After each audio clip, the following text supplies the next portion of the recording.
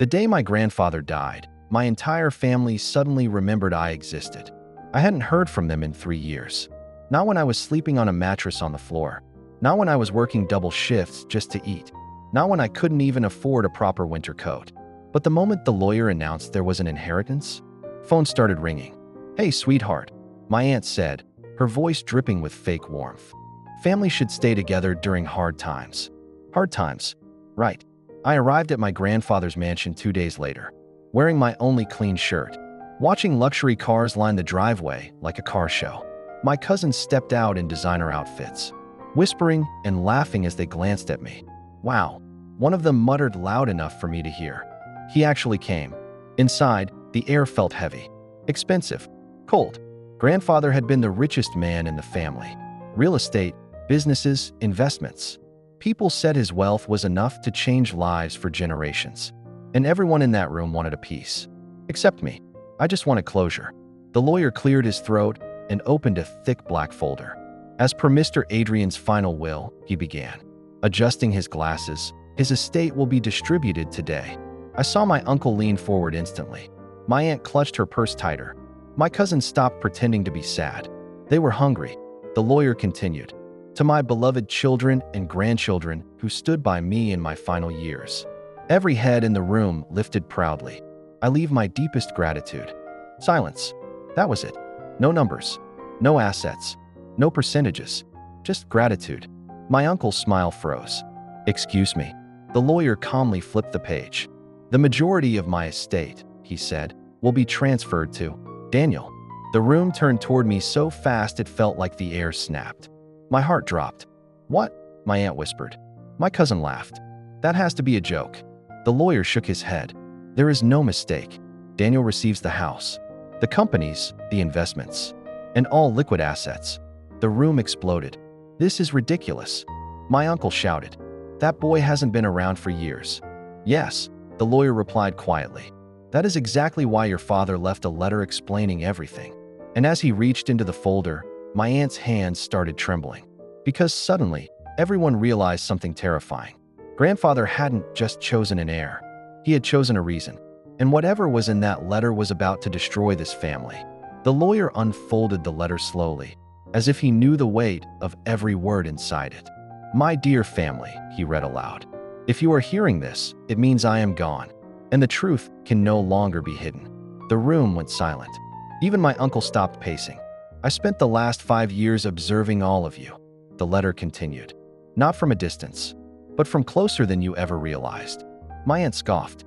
"What is that supposed to mean?" The lawyer kept reading. "When my health began to decline, I made a decision. I stopped telling you how much money I still had. I stopped funding your luxuries. I stopped solving your problems." My cousin shifted uncomfortably. "And what did you all do?"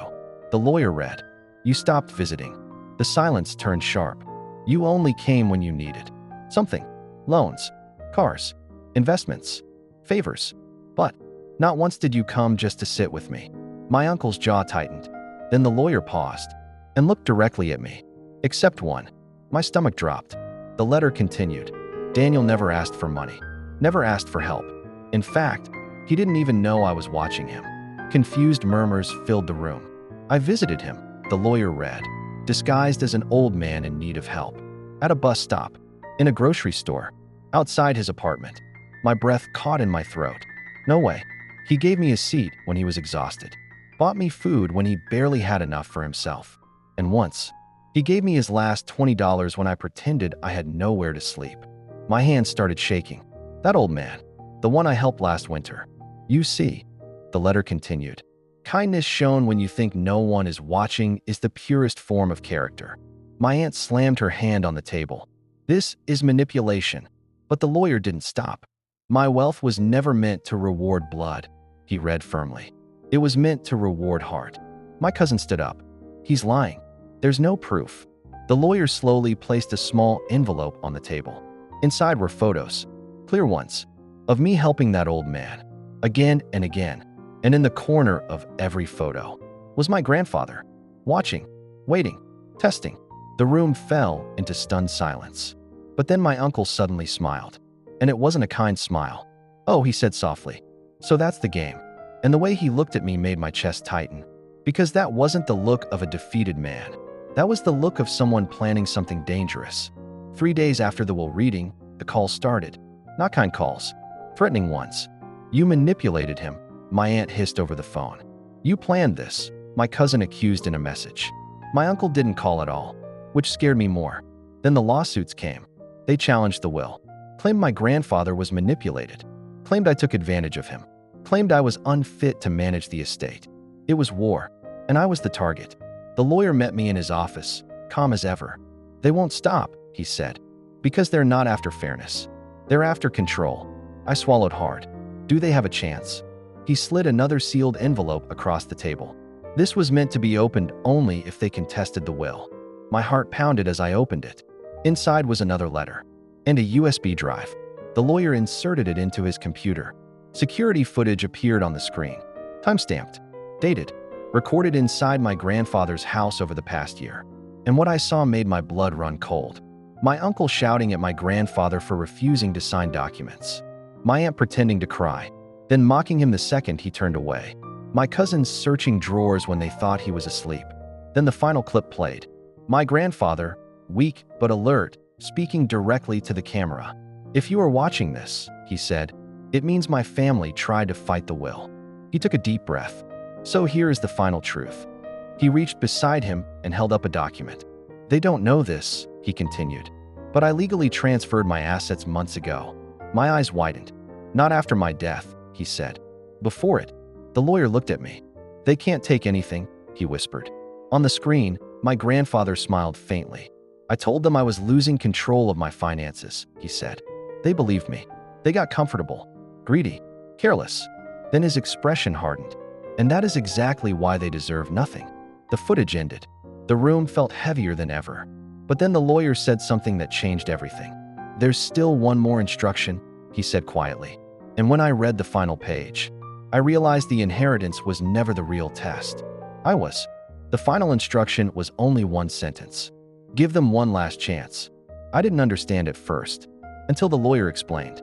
My grandfather had set up a private meeting clause, a condition, where I could choose to share a portion of the inheritance if I believed they had changed. Otherwise, they would get absolutely nothing. So I invited them, all of them, back to the mansion. They arrived dressed in black, pretending to look humble, pretending to look broken. But their eyes? Still calculating. My uncle spoke first. "We were emotional. Grief does strange things." My aunt nodded dramatically. "We just want what's fair." Fair. The word almost made me laugh. I placed a folder on the table. Inside were printed screenshots from the security footage. Their faces drained of color instantly. "You weren't grieving," I said calmly. "You were planning." Silence. Thick, suffocating silence. My cousin tried to speak. We didn't mean." "You searched his drawers while he slept?" I interrupted. My uncle's mask finally cracked. "So what? He was dying. That money should have stayed in the family." I leaned forward slowly. "It did stay in the family." He smirked. "You're not family." That's when I smiled for the first time, because that was the moment I'd been waiting for. I slid one final document across the table. Adoption papers. Signed. Legal. Dated 10 years ago. My grandfather had adopted me quietly after my parents died, which meant legally, I was his only direct heir. The room went completely silent. "I didn't tell anyone," I said softly, "because he didn't want love that depended on money." My aunt sank into her chair. My uncle looked like the ground disappeared beneath him. You tricked us," he whispered. "No," I replied. "You just never cared enough to notice." I stood up, heart steady, voice calm. "You all had years to be kind to him. Years to visit. Years to care." I paused at the door. "But you only showed up when he died." I turned back one last time. "And that," I said, "is why the poor nephew got everything." The lawsuits were withdrawn within a week. The calls stopped. The family disappeared. And the mansion that once felt cold and heavy finally felt quiet. Peaceful. Because in the end, my grandfather didn't leave me his fortune just because I was kind to a stranger.